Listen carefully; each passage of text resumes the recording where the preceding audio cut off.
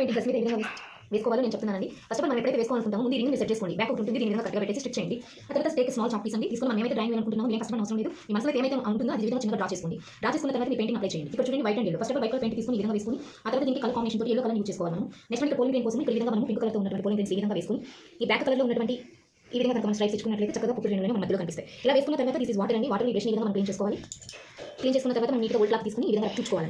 Next other painting తీసుకోవాలి. ఇక్కడ మనం other paint white polling paints వేసుకున్నాం కదా, ఇంకొంచెం మీకోసం నేను చూపిస్తున్నాను. వైట్ కలర్ పోలింగ్ పెయింట్స్ ఈ విధంగా మనం వేసుకున్న తర్వాత at same black colour paint తీసుకుని ఈ విధంగా మనం కనుక ఇలా ఇచ్చుకున్నట్లయితే మనకి మధ్యలో పోలింగ్ పెయింట్స్ చక్కగా కనిపిస్తాయండి. ఇక్కడ నేను వైట్ కలర్ తోటి జాస్మిన్ ఫ్లవర్స్ నేను వేసుకోవడం అనేది జరిగింది. ఇవైతే అసలు పోవండి ఫ్యాబ్రిక్ పెయింటింగ్ చాలా బ్యూటిఫుల్గా మనకు కనిపిస్తాయి. ఎన్నిసార్లు వాష్ చేసినా కూడా కనిపించు మంచిగా ఉంటుంది, మంచి షేడ్గా ఉంటుంది, నీట్గా ఉంటుంది, బ్యూటిఫుల్ కూడా వస్తుంది. అందరూ ట్రై చేయండి. అంతేకాదండి ఇది ఫ్రంట్ వేసుకున్నాను ఈ విధంగా. హ్యాండ్స్ నేను ఆల్రెడీ వేసుకున్నాను. మీకు నేను చక్కగా చూస్తున్నాను చూడండి ఎంత చక్కగా ఉన్నాయి హ్యాండ్ పెయింటింగ్. ఇది చాలా బ్యూటిఫుల్ హ్యాండ్ పెయింటింగ్ అండి. ఎన్నిసార్లు వాష్ చేసినప్పటికీ కూడా రిమూవ్ అవ్వదు. చాలా చక్కగా ఉంది కదండి hand beautiful painting. At the same ఈ హ్యాండ్ కనుక మనం చూసుకున్నట్లయితే ఈ విధంగా వేసానండి నేను. ఈ విధంగా 3 వేసుకున్నాను.